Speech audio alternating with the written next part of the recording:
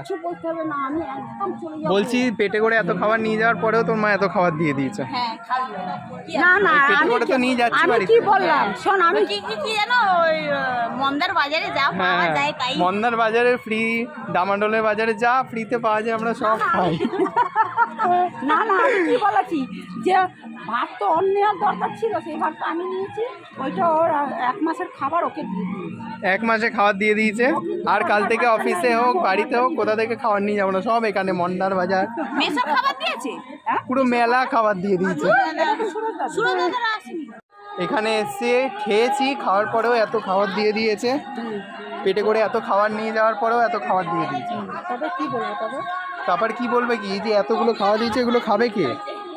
ওই খাবারটা তো এখনো বলেছি যে কি যে ও যেহেতু এসেছে আমার পার্সোনাল লোক, ওটা তার জন্য